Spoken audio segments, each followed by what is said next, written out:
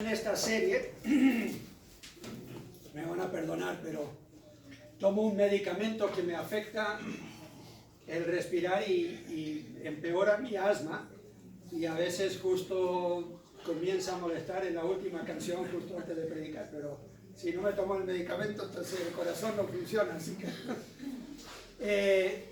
quiero que vayan conmigo a sus Biblias. Bueno, este versículo ya está aquí en pantalla, pero vamos a ir al Nuevo Testamento y vamos a ver diferentes razones por las cuales nosotros deberíamos orar por nuestros misioneros. ¿Por qué deberíamos nosotros orar por nuestros misioneros? Y hoy vamos a tener de ejemplo al apóstol Pablo, pero antes de eso quiero recordarles por qué estamos en esta serie. Dice la Biblia, y estas cosas les acontecieron como ejemplo y están escritas para amonestarnos a nosotros. Como acaba de decir Claudio, han habido más de un ejemplo en la Biblia de mujeres que no podían quedar embarazadas. Y se lo entregaron al Señor y Dios hizo el milagro. La mamá de Samuel fue una, él mencionó a Abraham y Sara. Menos mal no tuviste que esperar hasta los 90 para quedar embarazada. Pero Dios hace milagros y eso debería inspirarnos a nosotros para nosotros confiar en el Señor, pero también seguir el ejemplo de esas personas que vivieron por fe, que obedecieron a Dios, que tuvieron esas promesas que les ayudaron a pasar por tiempos difíciles. Son escritas para amonestarnos, dice, a nosotros, a quienes han alcanzado los fines de los siglos. Así que el que piensa estar firme, mire que no caiga. La Biblia dice que deberíamos nosotros darle importancia a la oración. Y yo creo que la gran mayoría de nosotros, si hiciéramos una encuesta, diría, y yo me incluiría en esto, no oramos como deberíamos orar. No oramos como si todo dependiera de Dios. Casi siempre trabajamos como si todo dependiera de nosotros.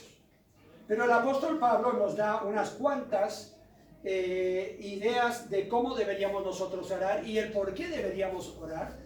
Y lo hace por medio de estas cartas donde él está escribiendo a iglesias pidiendo él oración por su ministerio como misionero. Pablo sabía que la presencia, el poder y la provisión de Dios solo vienen en respuesta a oración. Fue perfecta tu introducción al sermón. Después de mucho orar, después de ayunar, después de rogarle a Dios, vemos la respuesta a las oraciones. Y Pablo lo entiende porque él era una persona que estudiaba las Escrituras, pero no solamente las estudiaba para tenerlas en su mente, sino que también las llevaba en el corazón. Tenía una convicción que la oración era importante. Entonces, aun cuando las cosas no aparentan ir de acuerdo a lo que uno está pidiendo de Dios, él habla de la cárcel y dice, pero yo sé que Dios me dará la victoria.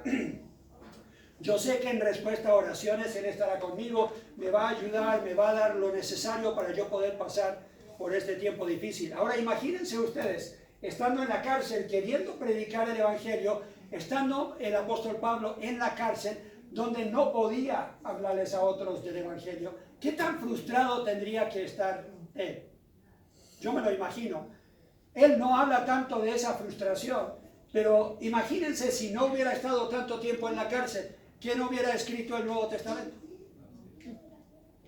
En ese momento de quietud, cuando él no estaba predicando el Evangelio, Dios lo estaba usando para escribir estas cartas a iglesias, para darnos a nosotros la doctrina del Señor Jesucristo por medio de sus apóstoles, para que tuviéramos nosotros lo que tenemos hoy día, porque él escribió la mayor parte del Nuevo Testamento, inspirado claramente por el Espíritu Santo. Así que cuando él estaba pasando esos tiempos y estaba pidiendo apoyo en oración, es un ejemplo de lo que nosotros como iglesia deberíamos estar haciendo para nuestros misioneros. ¿Cómo puede uno interceder por esos misioneros? Algunos dicen, ya, pero pastor, yo no sé cómo orar por ellos. Tenemos la idea a veces que pastores y misioneros son como superhéroes y no necesitan mucho apoyo, mucha oración.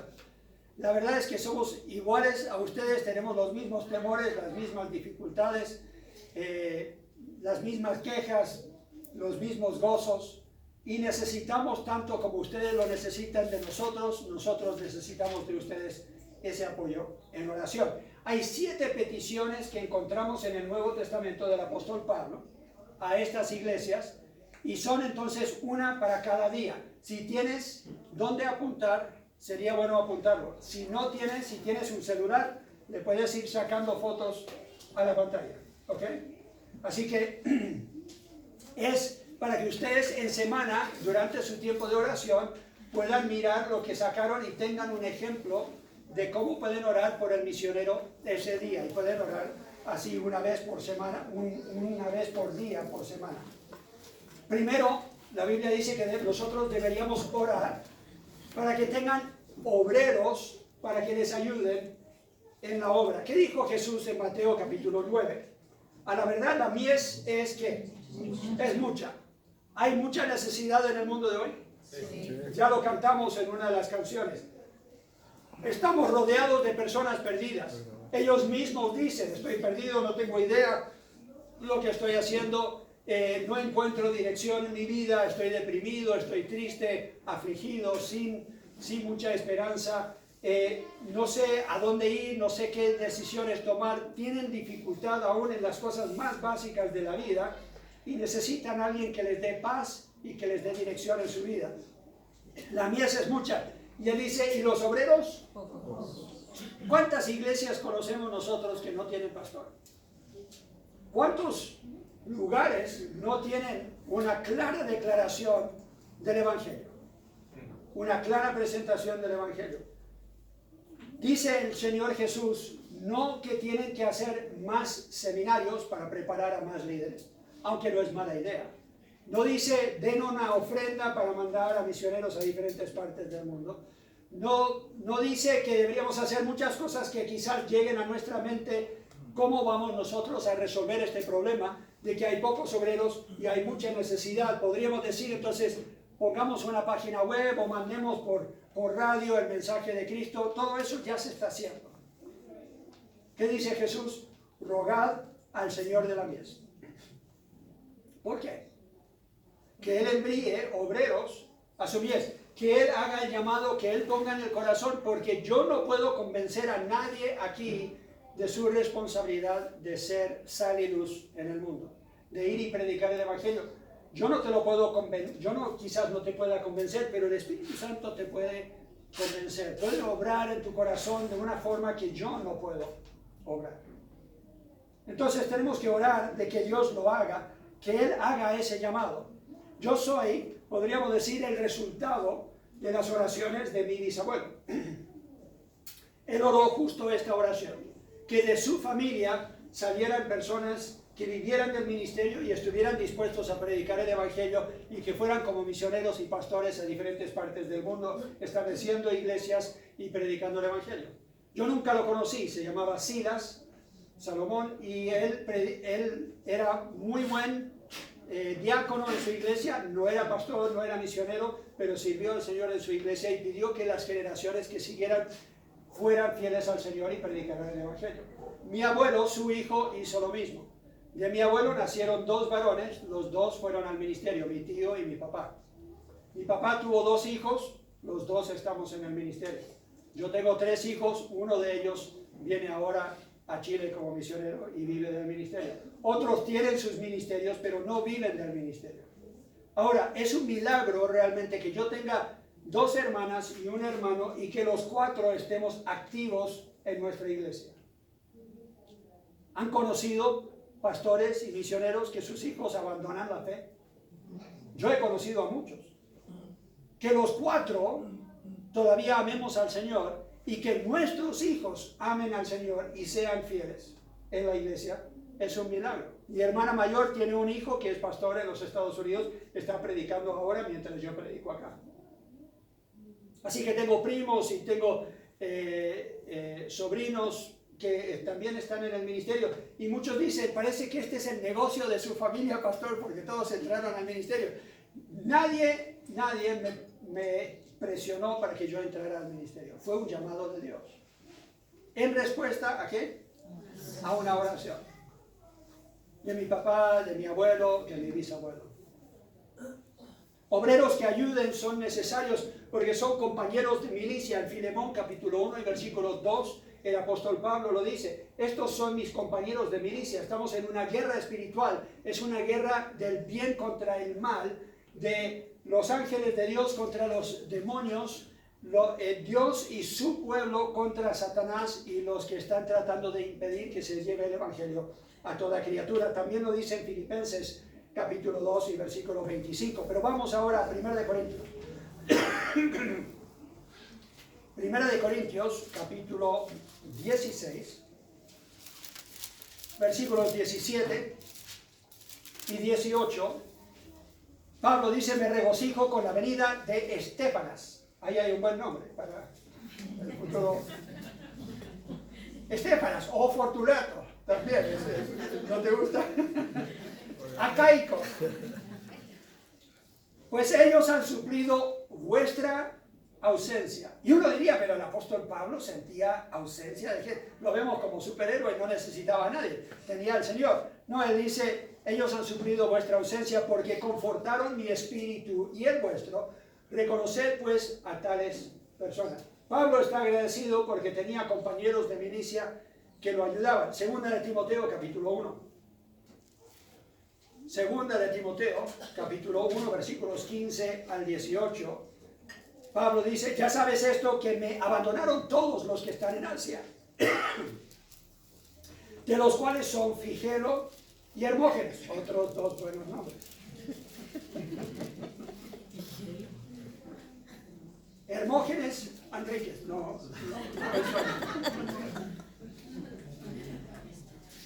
Tenga el Señor misericordia de la casa de Onesíforo,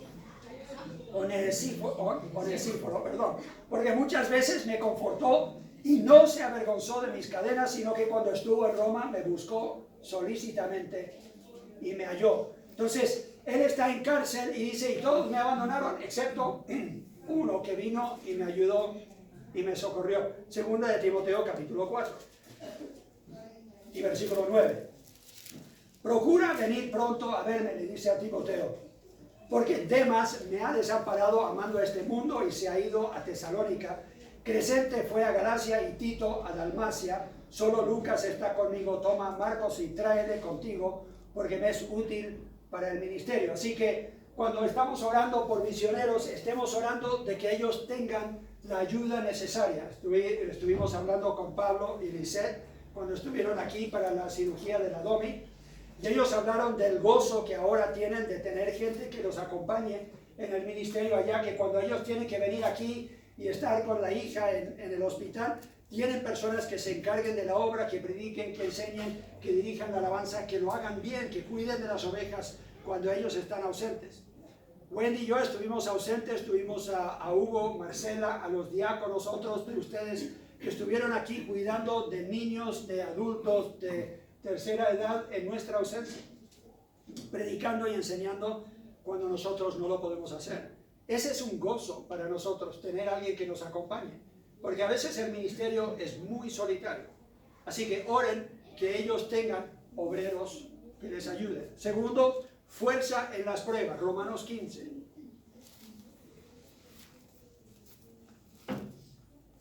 Pablo dice, os ruego, hermanos, por nuestro Señor Jesucristo y el amor del Espíritu, que me ayudéis orando por mí a Dios para que sea librado de los rebeldes que están en Judea y que la ofrenda de mi servicio a los santos en Jerusalén sea acepta. Habían algunos religiosos que habían llegado a Cristo, pero que no apoyaban al apóstol Pablo, porque él decía ser apóstol y ellos decían no, los apóstoles originales son los únicos apóstoles. Y él tenía que defender su apostolado, tenía que defender su ministerio. Había gente que todavía ellos decían, yo no confío en el apóstol porque antes fue enemigo de la iglesia y perseguía a la iglesia. Y no confían en él. Entonces él dice, oren por mí para que yo tenga fuerzas en esta prueba, en esta dificultad.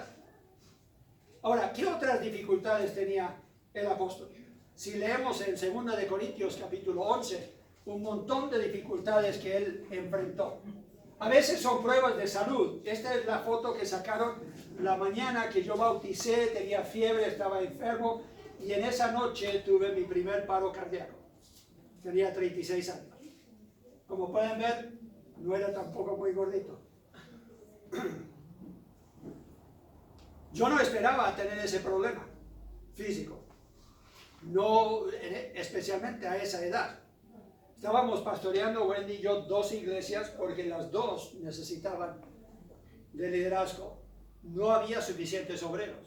Entonces nosotros estábamos llenando 2 púlpitos como lo estamos haciendo ahora con la Avenida Osa. Y agotado, cansado, pero sentía que no podía tomar un día libre. Prediqué esa semana y estuve en las 2 iglesias, pero muy enfermo. Y llegué esa noche y me pasó la cuenta y a las 3 de la mañana caí y mi corazón dijo, ya no más. Wendy me encontró, me hizo primeros auxilios, me revivió, me llevó a la clínica y ahí tuve que descansar sí o sí por unas semanas. Entonces, uno a veces no entiende la presión que sufren los misioneros cuando están bajo esa clase de presión y sienten que ellos tienen que llenar el vacío. Número 3, deberíamos nosotros orar por corazones abiertos. Es muy frustrante predicar el Evangelio, compartir las buenas nuevas de Cristo y que la gente se burle y no lo tome en cuenta, no lo tome con seriedad. Segunda de Tesalonicenses, capítulo 3 y versículo 1, Pablo dice, por lo demás, hermanos, orad por nosotros, para que la palabra del Señor corra y sea glorificada, así como lo fue entre vosotros, y para que seamos librados de hombres perversos y malos, porque no es de todos la fe. Había gente que resistía el ministerio del apóstol Pablo. Lo apedrearon, lo dejaron abandonado fuera de la ciudad pensando que estaba muerto. ¿Y qué hizo él? Se levantó y volvió a entrar a la misma ciudad donde lo buscaban para matarlo. Increíble. Pero eso era porque había gente que estaba orando por él, que tuviera esas fuerzas. Primera de Timoteo, capítulo 2. Primera de Timoteo, capítulo 2, los primeros 8 versículos, dice Pablo, apóstol de Jesucristo, por mandamiento o mandato de Dios, nuestro Salvador, y del Señor Jesucristo, nuestra esperanza. A Timoteo, verdadero hijo en la fe, gracia, misericordia y paz de Dios nuestro Padre y de Cristo Jesús, nuestro Señor.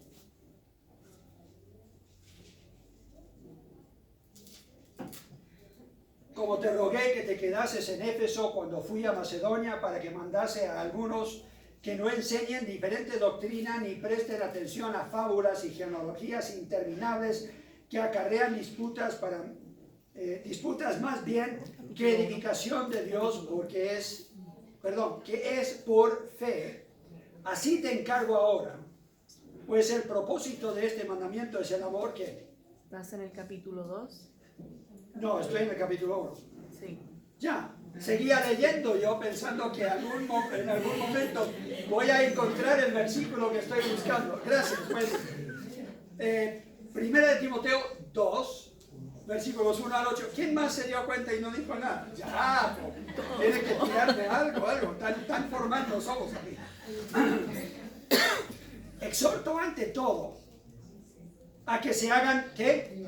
Rogativas, oraciones, peticiones y acciones de gracias por todos los hombres, por los reyes y por todos los que están en eminencia, para que vivamos quieta y reposada en toda piedad y honestidad, porque esto es bueno y agradable delante de Dios nuestro Salvador, el cual quiere que todos los hombres sean salvos y vengan al conocimiento de la verdad. ¿Qué quiere Dios? Todos sean salvos. Porque hay un solo Dios y un solo mediador entre Dios y los hombres, Jesucristo hombre, el cual se dio a sí mismo en rescate por todos, de los cuales se dio testimonio a su debido tiempo. Para esto yo fui constituido predicador y apóstol, digo verdad en Cristo, no miento, y maestro de los gentiles en fe y verdad. Quiero pues que los hombres oren en todo lugar, levantando manos santas, sin ira ni contienda. Entonces, ¿cómo debemos nosotros orar? Sin ira, sin contienda. ¿Qué clase de oraciones? Dice rogativas, oraciones, peticiones y acciones de gracias. Eso es lo que el apóstol Pablo pide, por todos, pero también para él como misionero, para que él pueda predicar el evangelio como él debe predicarlo, a corazones abiertos. Si has compartido el Evangelio con alguien y no has encontrado una puerta abierta, algunos dicen, ya me sacudo yo el polvo de los pies y me voy nomás. ¿Por qué no primero oras por ellos para que su corazón sea abierto? Dale otra oportunidad. Número 4. Protección en peligro. Muchos misioneros viajan. Tienen que viajar de lugar en lugar. Hay lugares peligrosos en el mundo que la gente ni siquiera tiene que hacer una prueba para poder conducir. Y se nota porque hay muchos accidentes. Y conocemos de más de un misionero que murió en carretera yendo de una iglesia a otra para predicar el Evangelio. O su esposa muere o uno de sus hijos muere en un accidente. Y Pablo estaba enfrentando esto cuando él viajaba de lugar en lugar. Él decía, estamos en peligros constantes de gente que nos pueda robar en el camino, que nos pueda hacer algún daño. Era peligroso viajar en ese tiempo. Él estuvo náufrago por lo menos 3 veces. Una de las veces pensaban los que eran los profesionales en la embarcación, pensaban que iban a morir. Si el capitán de la embarcación cree que va a morir, ahí deberías tener miedo, ¿sí o no? Porque ese tipo sabe de lo que es estar en alta mar.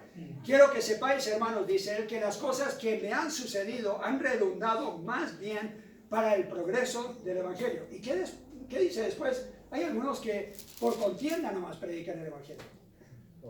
Y él dice, pero sea por contienda o sea para bien, yo me alegro porque están predicando el Evangelio. Y después dice, porque sé que por vuestra oración y la suministración del Espíritu de Jesucristo, esto resultará en mi liberación. ¿Y fue librado? Sí, poco tiempo después. Segunda de Corintios capítulo 11, ya lo había mencionado, podemos ver todo lo que sufrió el apóstol. Segunda de Corintios capítulo 11.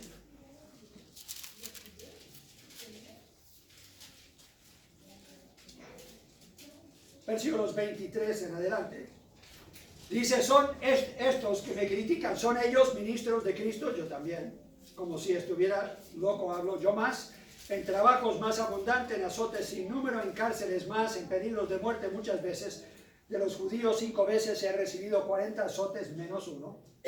3 veces he sido azotado con varas, 1 vez apedreado, 3 veces he padecido naufragio, 1 noche y 1 día he estado como un náufrago en alta mar, en caminos muchas veces, en peligros de ríos, peligros de ladrones, peligros de los de mi nación, peligros de los gentiles, peligros en la ciudad, peligros en el desierto, peligros en el mar, peligros entre falsos hermanos, en trabajo y fatiga, en muchos desvelos, en hambre y sed, en muchos ayunos, en frío y en desnudez. Y además de todas estas cosas, lo que sobre mí se agolpa cada día, la preocupación de todas las iglesias. ¿Quién enferma y yo no enfermo? ¿A quién se le hace tropezar y yo no me indigno? Si es necesario gloriarse, me gloriaré en lo que es de mi debilidad. El Dios y Padre de nuestro Señor Jesucristo, quien es bendito por los siglos, sabe que no miento. En Damasco, el gobernador de la provincia del rey Aretas guardaba la ciudad de los damasenos para prenderme y fui descolgado del muro en un canasto por una ventana y escapé de sus manos. Ese es el ministerio de muchos en diferentes partes del mundo. Tenemos a Jalil en España. Si él vuelve a Marruecos, lo van a matar. Él ha vuelto, pero así a escondidas. No uso su nombre o apellido ni nada, porque si esto se pone en la red, puede ser en peligro para su vida. Porque hay gente que cuando uno deja la religión musulmana, la misma familia te busca para matarte. Pero él está predicando el Evangelio a marroquíes. Cuando estuvimos en Colombia, este era el tren que yo andaba para predicar en una zona donde mi suegro había estado predicando y comenzó una obra, y cuando él se jubiló, Wendy y yo seguíamos viajando, yo más que ella. Intentamos no ir juntos muy a menudo para que si secuestraban a uno, los hijos no perdieran los 2 padres a la vez. Había muchos misioneros que se secuestraron durante este tiempo. Hasta el día de hoy no se sabe nada de ellos. Desaparecidos, 40 años, 20 años, 30 años. Se asume que ya murieron. No hay evidencia de lo que pasó. porque no pagaron rescate. Porque si uno paga rescate por uno, entonces todos los demás están en más peligro. Y yo andaba en el tren donde andaba la guerrilla. Y se veía ellos con su armamento ahí, y yo sentado con Biblia para ir a predicar el evangelio. Si hubieran sabido que yo era gringo, me llevaban al tiro. Entonces hay misioneros que viven eso a menudo, todas las semanas, todos los días, y necesitan apoyo en oración. Uno de los viajes se descarriló el tren, lo muestra ahí en el noticiero, se descarriló el tren y yo estuve en un pueblito, Caracolí, creo que se llamaba. Un calor infernal. Se pueden imaginar, pura selva colombiana, con una humedad y bichos y todo, no había ni siquiera ventanas en el tren. Sentado ahí 21 horas. Lo peor era que Wendy no podía tener ninguna comunicación de mí. Ahí no había señal. En esos tiempos tenía celular, pero era de los viejitos, donde uno tenía que sacar la antena, ¿se acuerdan? Y yo andaba así buscando señal, nada de señal en ninguna parte. No me podía comunicar con ella, y ella, ¿qué va a asumir si yo no llego a casa en más de 20 horas? Un viaje de 7 horas a 20, estaba pensando lo peor, con niños chicos, y ella, ¿qué hago? ¿Llamo a la embajada? No llamo a la embajada. Me salgo del país, espero oír noticias. Hubieran visto la alegría de ella y los hijos cuando llegué a casa. Así que hay personas que enfrentan esto todos los días.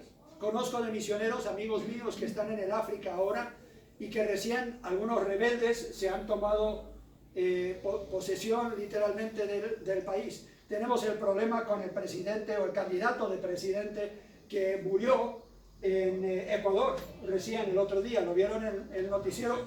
Estamos orando por esta familia que está ahí, porque si hay disturbios sociales y hay problemas, muchas veces los extranjeros son los primeros en que les quieren hacer algún daño. Así que estemos orando por Camilo y por su familia que están en Ecuador. Número 5, provisión de recursos.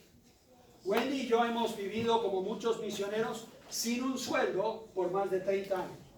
Yo no sé de un mes a otro el dinero que me va a llegar. Llega solamente las ofrendas voluntarias de personas que en los Estados Unidos han prometido darnos una ofrenda. No recibo sueldo de esta iglesia, el pastor Hugo tampoco recibe sueldo de esta iglesia. Entonces, ¿de qué vamos a vivir? Vamos a vivir de nuestra jubilación, vamos a vivir de fe, vamos a vivir de las ofrendas de diferentes personas, simplemente porque Dios ha puesto en sus corazones el dar una ofrenda. Nuestra iglesia es una de esas iglesias que apoya a misioneros en diferentes partes del mundo y es la única forma que se pueden sustentar. Cuando llegan a un lugar como España, muchas veces no les dan a ellos una visa de trabajo. Entonces, ¿en qué van a trabajar? No pueden. Tienen que literalmente recibir el sustento para ellos poder quedarse ahí y predicar el evangelio. Pablo dice, en gran manera me gocé en el Señor, de que ya al fin habéis revivido vuestro cuidado de mí, de lo cual también estabais solícitos, pero os faltaba la oportunidad. No lo digo porque tenga escasez, pues he aprendido a contentarme cualquiera que sea mi situación. Y en este contexto, después, ¿qué dice él? Todo lo puedo en Cristo, que me fortalece. Así que él dice, yo he aprendido a vivir y a contentarme con lo que yo tenga.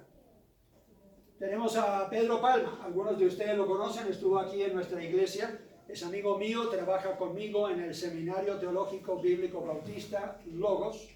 Yo soy el presidente, él es el director de todo lo que tiene que ver con lo académico y trabajamos ahora con una junta directiva que recién pudimos constituir unos días atrás. Tenemos más de 100 estudiantes en 8 diferentes países. Tenemos, creo que son 12 ahora profesores, la gran mayoría de ellos chilenos o latinos de diferentes países de Sudamérica o de Centroamérica. Estamos preparando la futura generación. Pero él dejó un trabajo donde ganaba millones. Era uno de los encargados de todos los dineros en una de las empresas mineras más grandes de Chile. Trabajaba 4 días a la semana en Antofagasta y se venía el fin de semana aquí a pastorear una iglesia de haitianos y también para manejar el ministerio del seminario. Y él dijo, yo creo que Dios quiere que yo vaya a tiempo completo al ministerio. Y él dijo, yo no sé cómo voy a pagar para los estudios de mi hija que quiere estudiar medicina. Yo no sé cómo Dios va a cubrir los gastos de mi familia, pero lo que yo sé es que Dios me ha llamado y yo tengo que obedecer. Esa es fe. Dejar esa pega. Todos los del trabajo decían, no, te aumentamos el sueldo, no aceptaba. Dijo, el llamado de Dios es más importante. Ese es el compromiso que han hecho muchos misioneros. Y por eso nosotros, antes de pagar la luz y el agua, ¿qué hacemos, pastor? Depositamos para los misioneros. Porque ellos viven de nuestras ofrendas. Número 6. Que tenga poder para anunciar el Evangelio. Algunos creen que es fácil pararse y predicar el Evangelio. Algunos creen que es fácil cruzar la calle y hablar con el otro Joel del Evangelio, como lo ha hecho el pastor. No, hay días que tampoco a nosotros nos nace. No queremos estar todo el día en la feria hablándole a gente de Cristo. Preferiría yo estar de pesca o haciendo alguna otra cosa. No siempre es fácil, no siempre tienes las ganas de obedecer a Dios. Somos humanos como cualquiera. Entonces necesitamos también el apoyo en oración para que nosotros tengamos esa pasión por el ministerio que deberíamos nosotros tener. Pablo dice en Efesios 6, después de hablar de poner toda la armadura de Dios, dice, orando en todo tiempo, con toda oración y súplica en el Espíritu, y velando en ello con toda perseverancia y súplica por todos los santos, y por mí, a fin de que al abrir mi boca me sea dada palabra para dar a conocer con denuedo el misterio del Evangelio. Y uno diría, ¿al apóstol le faltaban palabras? ¿Cómo así?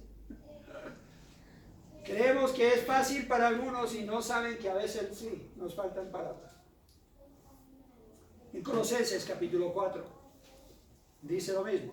Colosenses capítulo 4, algo muy similar, versículos 2 al 4, dice, perseverad en la oración, velando en ella con acción de gracias, orando también al mismo tiempo por nosotros, para que el Señor nos abra puerta para la palabra a fin de dar a conocer el misterio de Cristo, por el cual también estoy preso, para que lo manifieste como debo hablar. A veces uno sabe que es su deber, pero te falta lo necesario para poder hacerlo. Y el último día de la semana pueden orar que tengan dirección en la voluntad de Dios. En Hechos capítulo 13, cuando primero Dios los llama, dice que ellos estaban ministrando al Señor y ayunando, dijo el Espíritu Santo, apartadme a Bernabé y Saulo para la obra a la que los he llamado. Ya, es una cosa decir, siento el llamado, pero ¿dónde me va a llevar Dios? Cuando llegamos a Chile no conocíamos a nadie. Y ahora Dios nos ha guiado paso a paso. Pero a veces discernir la voluntad de Dios no es fácil. Y necesitamos que otros estén orando por nosotros para que sepamos cuál es la voluntad de Dios. Hechos 16 dice, cuando vio la visión, enseguida procuramos partir para Macedonia, dando por cierto que Dios nos llamaba a Macedonia. ¿Por qué? Porque tuvieron la visión de un hombre macedónico que les dijo, vengan y ayúdenos. Pero antes había intentado ir a Bitinia y habían intentado ir a Asia y el Espíritu Santo les prohibió ir a esos lugares. O sea, ¿hay un lugar donde uno no debería llevar el Evangelio? Sí, a veces sí. Porque no puedes estar en dos lugares a la vez. Entonces, si estás en Asia, no vas a poder ir a Macedonia. Y Dios tenía planes para que fueran a Macedonia. Después sí fueron a Asia. No era que Dios no quería que llegara el Evangelio a Asia, solo que Él tenía planes para que fuera en diferente orden a lo que pensaba el apóstol Pablo. Y a veces llegamos nosotros con planes y con ideas. Yo tengo un plan para los próximos 10 años. Ese es mi pensar. Pero ¿será la voluntad de Dios? Entonces, oren para que sepamos cuál es la voluntad de Dios. Cuando yo trabajo, estoy limitado. Pero cuando yo oro, Dios obra y hace más de lo que yo pueda pedir o imaginar. ¿Dónde dice eso en la Biblia? Efesios. Les di el barrio. ¿Cuál es la calle? ¿Se acuerdan? Apocalipsis. 3:20. Es una buena promesa, deberíamos tenerla ya fijada en la mente. Efesios, capítulo 3, versículo 20. Y aquel que es poderoso, hablando de Dios, para hacer todas las cosas mucho más abundantemente de lo que pedimos o entendemos. Esa palabra entendemos es imaginamos. Según el poder que actúa, ¿dónde? En nosotros. En nosotros. A Él sea gloria en la iglesia en Cristo Jesús, por todas las edades, por los siglos de los siglos. Amén. Entonces, cuando yo estoy orando por el misionero, estoy yo entrando en como colaborador, ayudándole a él para que se haga más de lo que aún nosotros podamos imaginar. Yo no me imaginaba este lugar. Y me da vergüenza ahora decirlo, pero Wendy tenía más fe que yo porque ella insistía, tenemos que hablar con la dueña.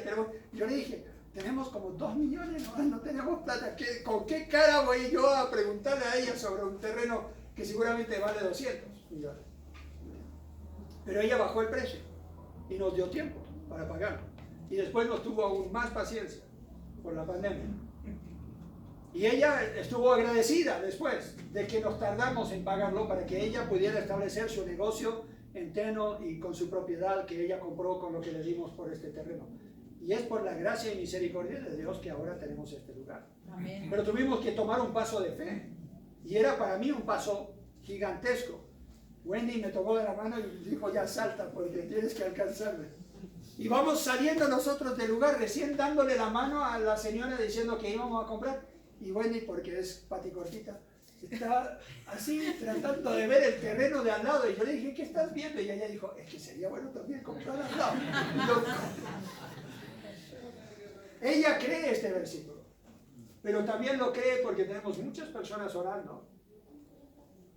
Y oraron y dieron para que se pudiera comprar este lugar.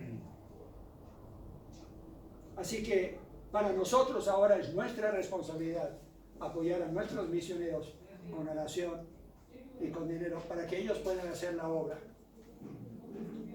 Pablo dice en Romanos 15, les recuerdo lo que él dice: hermanos, os ruego que me ayudéis orando por mí a Dios.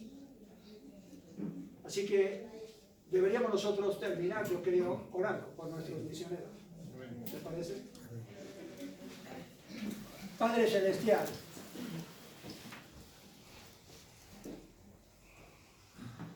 tú eres poderoso más de lo que imaginamos. Puedes hacer hasta lo imposible. Pedimos, Señor, por obreros. Pedimos por ánimo, por fuerzas para nuestros misioneros. Pablo y Lisette, que están en Antofagasta. Jalil y su familia, que están en España trabajando con marroquíes. Pido también por Camilo Encina y su familia en Ecuador, que los protejas en este tiempo de disturbios, que sigas bendiciendo su obra. Pido, Señor, que estés también con Pedro Palma, con el seminario, con su esposa, con su hija que necesita cirugía para su rodilla. Pido, Señor, que estés obrando en estas familias y que nos des una visión misionera, que nos des la misma pasión que tienes tú por alcanzar el mundo, para que seamos generosos no solamente